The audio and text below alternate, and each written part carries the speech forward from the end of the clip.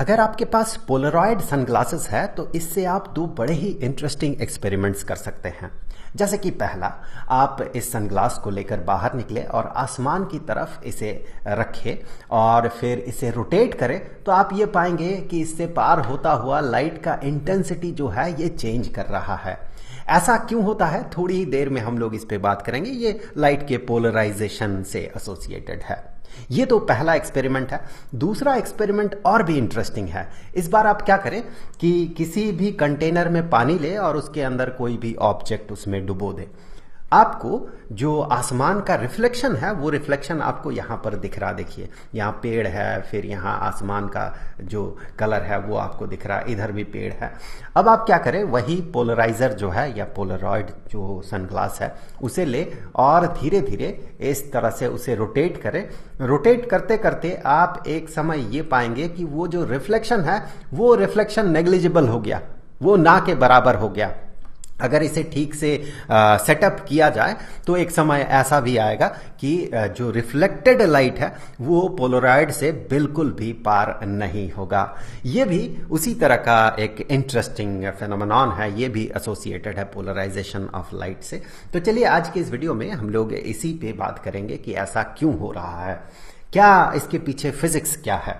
तो इसके लिए देखिए, इससे पहले पिछले वीडियो में पोलराइजेशन ऑफ लाइट के फर्स्ट पार्ट में हम लोगों ने कुछ बेसिक चीज़ों पे बात किया था, थोड़ा बहुत हल्का फुल्का। चलिए यहाँ पर रिवाइज कर लेते हैं। तो यहाँ पर देखिए 3 कोऑर्डिनेट एक्सिस है, एक्स एक्सिस, वाई एक्सिस और जेड एक्सिस। एक लाइट एज वेव हम कंसीडर करेंगे। एक लाइट वेव जेड एक्सिस के अलोंग, यहाँ पर जो एक्स जेड प्लेन है, इस प्लेन में जेड एक्सिस के अलोंग ये प्रोपगेट करेगा। तो ये रहा लाइट वेव जो प्रोपगेट कर रहा है। यहां पर बेसिकली इलेक्ट्रिक फील्ड और मैग्नेटिक फील्ड का ऑसिलेशन होता है। हम जो देख रहे हैं फिलहाल ये इलेक्ट्रिक फील्ड के ऑसिलेशन को देख रहे हैं, क्योंकि हमारा काम इसी से चल जाएगा। मैग्नेटिक फील्ड का ऑसिलेशन इस पे परपेंडिकुलर प्लेन में होता है, तो उसका अभी कोई जरूरत नहीं है। लास्ट वीडियो में भी हम लोगों ने इस पे बात किया था। यहां पर जो है, यहां पर इसे एक्स पोलराइज्ड लाइट कहा जाता है, क्योंकि जो भी इलेक्ट्रिक फील्ड है हर पॉइंट में, ये जो वेव का हर पॉइंट है, या हर पॉइंट में जो इलेक्ट्रिक फील्ड बन रहा है वो अलोंग द एक्स एक्सिस हो रहा है यहां पर, तो इसीलिए हम इसे एक्स पोलराइज्ड लाइट कहते हैं। इसी तरह से वाई पोलराइज्ड लाइट भी पॉसिबल है। यहां पर अगर वाई जेड प्लेन में देखें तो इस वाई जेड प्लेन में यहां पर ये जो वेव है, इलेक्ट्रोमैग्नेटिक वेव, ये प्रोपगेट कर रहा है। अगर इलेक्ट्रिक फील्ड को देखा जाए तो electric field along the Y axis है, इसीलिए इसे वाई पोलराइज्ड लाइट कहा जाता है। अब देखिए, पोलरॉइड एक खास तरह का मटेरियल होता है।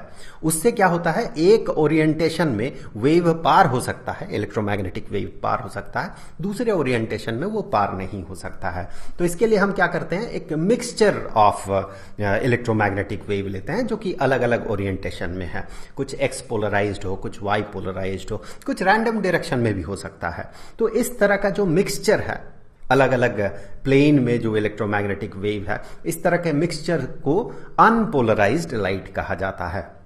अब अगर इस अनपोलराइज्ड लाइट को हम एक पोलरॉइड से पार करते हैं, पोलरॉइड एक स्पेशल तरह का मटेरियल होता है। अगर पोलरॉइड से पार किया जाता है तो पोलरॉइड एक खास डायरेक्शन के इलेक्ट्रोमैग्नेटिक वेव को पार होने देता है। देखिए यहां से ये वाला वेव पार हो गया, लेकिन जो येलो कलर से रिप्रेजेंटेड है ये पार नहीं हो पाया। इस प्रोसेस को पोलराइजेशन कहा जाता है, जहां पे अनपोलराइज्ड लाइट जो है ये किसी पोलरॉइड से पार होने के बाद पोलराइज्ड हो जाता है। हो सकता है किसी और तरीके से भी पोलराइज्ड हो, मतलब एक अनपोलराइज्ड लाइट वो पोलराइज्ड हो जाए, इस प्रोसेस को पोलराइजेशन कहा जाता है। एक कॉमन सा तरीका है अगर पोलरॉइड से पार किया जाए। तो देखिए पोलरॉइड में होता क्या है, पोलरॉइड में होता है long chain of molecules linearly arranged. देखिए इस तरह से linearly arranged long chain of molecules है। तो यहां पर इलेक्ट्रिक फील्ड जो इस डायरेक्शन में है, तो वो इलेक्ट्रिक फील्ड इस चेन ऑफ मॉलिक्यूल में इलेक्ट्रिक करंट जनरेट कर सकता है या करता है। तो चूंकि ये इलेक्ट्रिक करंट जनरेट कर सकता है इस डायरेक्शन में, अगर इलेक्ट्रिक फील्ड हो तो फिर उस पूरे इलेक्ट्रिक फील्ड के एनर्जी को ये अब्सॉर्ब कर लेता है ये पोलरॉइड, और इस पोलरॉइड के जो चेन ऑफ मॉलिक्यूल्स है यहां पर इलेक्ट्रिक करंट जनरेट होता है। लेकिन जो दूसरे प्लेन में ओरिएंटेड इलेक्ट्रोमैग्नेटिक वेव है, जिसमें कि इलेक्ट्रिक फील्ड इस डायरेक्शन में बन रहा है, इस डायरेक्शन में बन रहा है, वो जो इलेक्ट्रिक फील्ड है वो इस पोलरॉइड के चेन ऑफ मॉलिक्यूल्स में एनर्जी इंपार्ट नहीं कर पाता है, जिसके कारण कि वो अनअफेक्टेड पार हो सकता है। तो ये जो एक्सिस है, जिस एक्सिस में अगर इलेक्ट्रिक फील्ड का ऑसिलेशन हो तो वो कंप्लीटली पार हो सकता है, तो उस एक्सिस को इसका पास एक्सिस कहा जाता है, पोलरॉइड का पास एक्सिस कहा जाता है। अब वापस आते हैं इस सिचुएशन में। तो देखिए आसमान में मान ले कि लाइट जो है यहां पर इस डायरेक्शन से, ऐसे सन से, सूरज से लाइट इस डायरेक्शन से आ रहा है, और यहां पर जो पार्टिकल्स है, पार्टिकल्स मतलब जो मॉलिक्यूल्स है, वो मॉलिक्यूल्स क्या करता है, इस लाइट को स्कैटर करता है। मान ले यहां पर एक मॉलिक्यूल इधर से आता हुआ एक लाइट को ये स्कैटर कर रहा है। चलिए थोड़ा एनलार्ज करके इसी चीज को देख लेते हैं। ये वो मॉलिक्यूल है, वैसे एक स्फीयर से रिप्रेजेंटेड है। नॉर्मली हमारे एटमॉस्फेयर में डाई एटॉमिक मॉलिक्यूल है, नॉर्मली ज्यादातर हम यहां इसे स्फीयर से रिप्रेजेंट कर रहे हैं। आप कोई भी मॉलिक्यूल इसे मान ले नाइट्रोजन मॉलिक्यूल है, तो कोई भी मॉलिक्यूल आप मान ले, फिलहाल हम इसे क्या कर रहे हैं, स्फीयर से रिप्रेजेंट कर रहे हैं। चलिए एक दूसरे एंगल से इसे देखते हैं, इसे हम कुछ इस एंगल से देखते हैं। अब क्या होगा, इस लाइन के अलोंग इलेक्ट्रोमैग्नेटिक वेव इस तरह से आया, इलेक्ट्रोमैग्नेटिक वेव यहां पर इस तरह से आया, अनपोलराइज्ड लाइट आया। अब देखिए अगर येलो कलर से रिप्रेजेंटेड जो वेव है, इस वेव का इलेक्ट्रिक फील्ड को देखें तो इलेक्ट्रिक फील्ड इस डायरेक्शन में बन रहा है, या तो ऊपर या फिर नीचे, इस डायरेक्शन में बन रहा है। तो यहां पर जो भी ये मॉलिक्यूल है, उस मॉलिक्यूल में जो एटम है, उस एटम के अंदर जो इलेक्ट्रॉन है, तो वो इलेक्ट्रॉन को ऑसिलेट करेगा ऊपर नीचे। अब अगर इलेक्ट्रॉन को ऑसिलेट करेगा ऊपर नीचे और इस लाइन के अलोंग जो लाइट जा रहा है उसे वो ऑब्जर्वर तक पहुंच रहा है, मतलब उसे ऑब्जर्वर ऑब्जर्व कर रहा है, तो फिर देखिए इस ऑसिलेशन के कारण, ऊपर नीचे ऑसिलेशन के कारण अलोंग दिस लाइन किसी भी तरह का इलेक्ट्रिक फील्ड ऑसिलेशन के कारण इलेक्ट्रोमैग्नेटिक वेव नहीं बनेगा। लेकिन अगर आप इस हरे वाले वेव को देखें, इस तरह से जो हरा कलर से रिप्रेजेंटेड है, इस वेव के इलेक्ट्रिक फील्ड को देखें तो इलेक्ट्रिक फील्ड इस डायरेक्शन में बन रहा है और इस डायरेक्शन में बन रहा है। मतलब अगर वो उसका इफेक्ट अगर इस इलेक्ट्रॉन पे पड़े तो ये इलेक्ट्रॉन इस तरह से ऑसिलेट करेगा, और इस ऑसिलेशन के कारण इस डायरेक्शन में इलेक्ट्रोमैग्नेटिक वेव प्रोड्यूस हो सकता है। तो इसी चीज को एनसीईआरटी में इस तरह से रिप्रेजेंट किया गया है कि यहां पर देखिए इंसिडेंट सनलाइट है जो कि अनपोलराइज्ड है, यहां से स्कैटर हुआ, इस पार्टिकल से स्कैटर हुआ, और यहां पर स्कैटर्ड लाइट आपको दिख रहा है जो कि ऑब्जर्वर तक पहुंच रहा है। अनपोलराइज्ड लाइट को इस तरह से रिप्रेजेंट किया गया यहां पर। ये जो डबल हेडेड एरो है, ये इंडिकेट कर रहा है कि जो वेव है उसका जो इलेक्ट्रिक फील्ड है, इलेक्ट्रिक फील्ड का oscillation along the plane of this, ये जो स्क्रीन है, इस स्क्रीन के जो प्लेन है, इस प्लेन के अलोंग इस तरह से ये ऑसिलेट कर रहा है। और ये जो डॉट है, ये डॉट रिप्रेजेंट कर रहा वो वेव जो कि इस प्लेन पे परपेंडिकुलर डायरेक्शन में इलेक्ट्रिक फील्ड बना रहा, मतलब बाहर अंदर बाहर अंदर बाहर इलेक्ट्रिक फील्ड बन रहा है। कुछ यहां अगर डबल हेडेड एरो को देखें तो ये इलेक्ट्रिक फील्ड इस तरह से बना रहा है, या वेव इस तरह से बना रहा है, इलेक्ट्रिक फील्ड ऐसे बन रहा है। अगर आप इस डॉट को देखें तो डॉट कुछ इलेक्ट्रिक फील्ड इस तरह से बना रहा, ये जो है परपेंडिकुलर डायरेक्शन में, जो प्लेन है प्लेन के परपेंडिकुलर डायरेक्शन में बन रहा, कुछ इस तरह से इलेक्ट्रिक फील्ड बन रहा, अंदर की तरफ बाहर की तरफ इलेक्ट्रिक फील्ड बन रहा है। अब आप देखें जो डबल हेडेड एरो है, दैट मीन जो इस प्लेन में, स्क्रीन के प्लेन में जो इलेक्ट्रिक फील्ड बना रहा है, वो क्या करेगा, वो यहां का जो इलेक्ट्रॉन है इसे ऊपर नीचे ऑसिलेट करेगा, जिसके कारण इस लाइन के अलोंग किसी भी तरह का इलेक्ट्रोमैग्नेटिक वेव क्रिएट नहीं होगा। लेकिन ये जो डॉटेड डॉट है, मतलब उससे जो वेव रिप्रेजेंटेड है, वो क्या करेगा, वो यहां इलेक्ट्रॉन को क्या करेगा, अंदर बाहर अंदर बाहर अंदर बाहर वो ऑसिलेट करवाएगा, जिसके कारण कि इलेक्ट्रोमैग्नेटिक वेव यहां पर कुछ ऐसा बनेगा जिसका इलेक्ट्रिक फील्ड अंदर बाहर अंदर बाहर अंदर बाहर होगा, जिसे कि ये डॉट से रिप्रेजेंट किया गया है। तो अब देखिए यहां पर एक तरह का वेव आपको दिख रहा है, दूसरे तरह का वेव जो है ये बन ही नहीं रहा है स्कैटरिंग के बाद, तो इसे हम कहते हैं पोलराइजेशन। यहां पर लाइट पोलराइज्ड हो गया। ये सबसे अच्छा होगा अगर यहां पर एंगल 90 डिग्री का बने, तब ये सबसे अच्छा होगा, सबसे ज्यादा पोलराइज्ड लाइट आपको मिलेगा। अब देखिए, अगर इस लाइट को, इस पोलराइज्ड लाइट को हम पोलरॉइड से पार करें तो क्या होगा। यहां पर देखिए इलेक्ट्रिक फील्ड का ऑसिलेशन जो है ये इस डायरेक्शन में है, और ये जो लाइंस आपको दिख रहा है ये चेन ऑफ मॉलिक्यूल को रिप्रेजेंट कर रहा है। तो ये जो इलेक्ट्रिक फील्ड है, ये इलेक्ट्रिक फील्ड यहां पर चेन ऑफ मॉलिक्यूल्स जो क्या करेगा, उसे अब्सॉर्ब कर लेगा। अब्सॉर्ब कर लेगा तो इससे पार नहीं होगा लाइट, तो इस केस में हमें डार्क दिखेगा आसमान। अगर इसी को हम रोटेट कर दे कुछ इस तरह से, तो देखिए अब की बार इलेक्ट्रिक फील्ड का ऑसिलेशन तो वैसा ही है, इलेक्ट्रिक फील्ड का ऑसिलेशन इस तरह से है, तो उसे ये बिल्कुल अब्सॉर्ब नहीं करेगा। मतलब यहां इलेक्ट्रिक फील्ड का ऑसिलेशन उसके पास एक्सिस के अलोंग हो रहा, जिसके कारण कि ये जो वेव है, इलेक्ट्रोमैग्नेटिक वेव है, ये यहां से पार हो जाएगा और हमें आसमान दिखेगा। तो इसीलिए जब हम इसे रोटेट करते हैं, पोलरॉइड को एक खास ओरिएंटेशन में रखते हैं, तो हमें आसमान दिखता है, और एक खास ओरिएंटेशन में रखते हैं तो ये डार्क हो जाता है। क्योंकि ये परफेक्ट 90 डिग्री नहीं बनता है, इसीलिए यहां पर कंप्लीट डार्क आपको नहीं दिख रहा है, और यहां पर भी ऐसा नहीं लग रहा मानो पूरा का पूरा लाइट पास कर रहा है।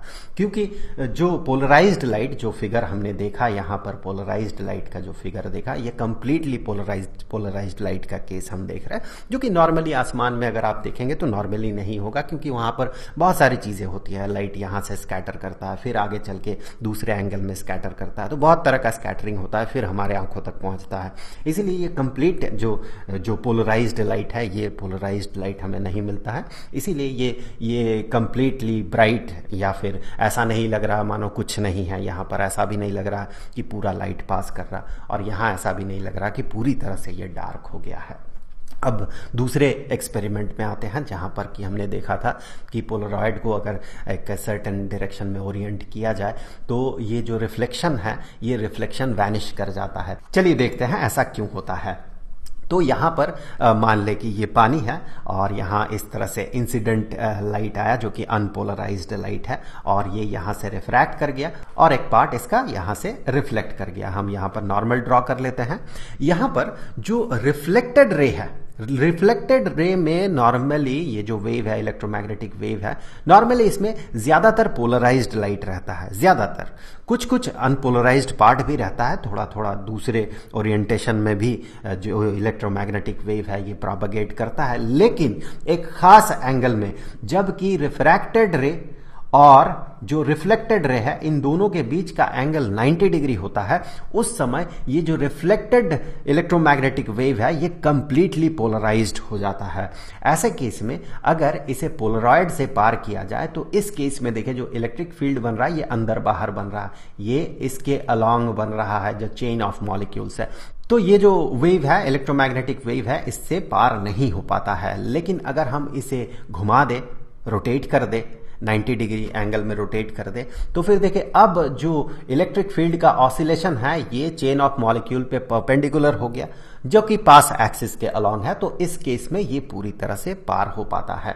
इसीलिए क्या होता है कि अगर हम पोलरॉइड को ठीक तरह से रोटेट करें तो एक सर्टन सिचुएशन ऐसा आएगा कि रिफ्लेक्टेड लाइट हमें ना के बराबर दिखेगा। वहां पर भी पूरी तरह से पोलराइज्ड लाइट नहीं मिलता है, इसीलिए पूरा का पूरा रिफ्लेक्शन गायब नहीं हो पाता, लेकिन बहुत हद तक आपने एग्जाम्पल में देखा कि बहुत हद तक रिफ्लेक्टेड लाइट जो है ये वैनिश कर जाता है, पोलरॉइड से पार नहीं हो पाता है।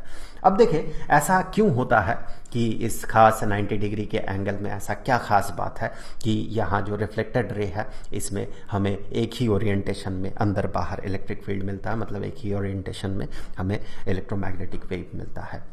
अब देखिए यहाँ पर ये जो लाइट वेव आया जो कि अनपोलराइज्ड है, वो यहाँ पर पहुंचा, इस जगह पे ध्यान दे।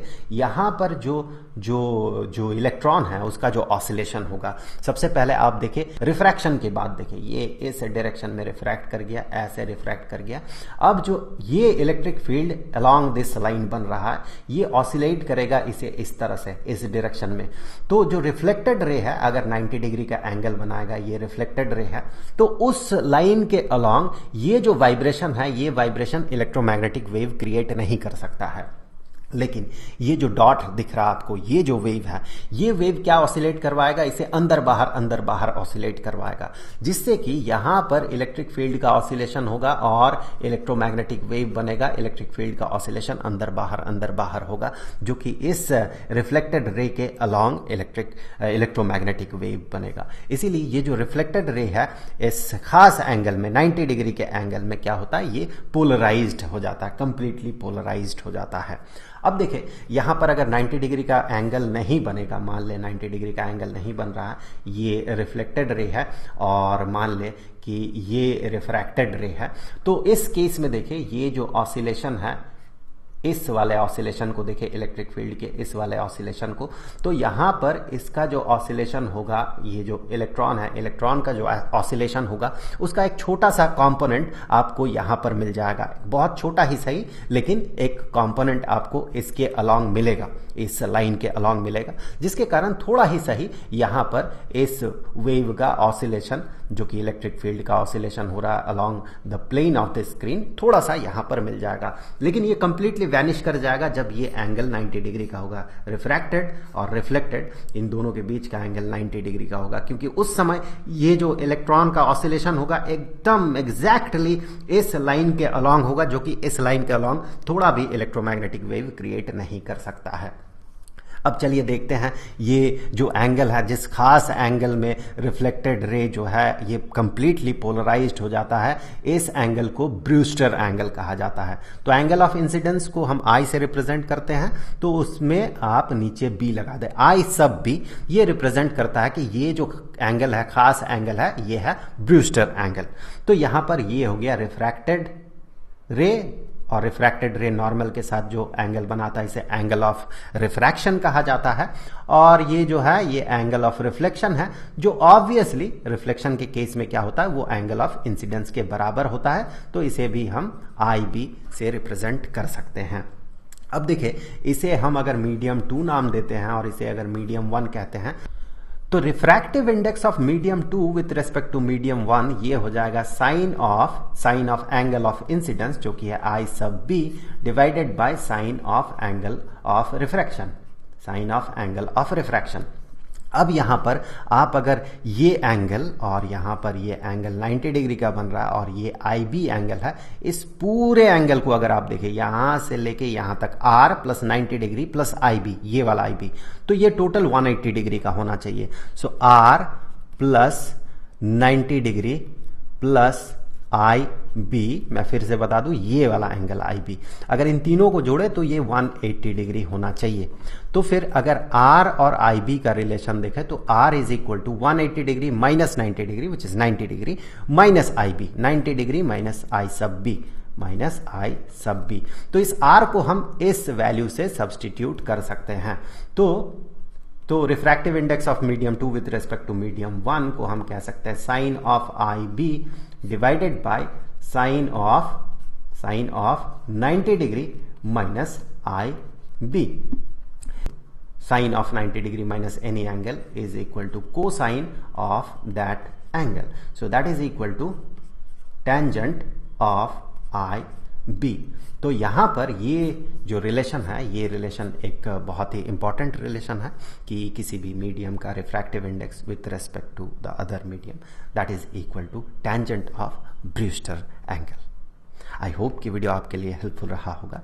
अब हम लोग नेक्स्ट चैप्टर में बात करेंगे dual nature of radiation and matter. उस वीडियो का लिंक आपको यहीं पर स्क्रीन पे मिल जाएगा।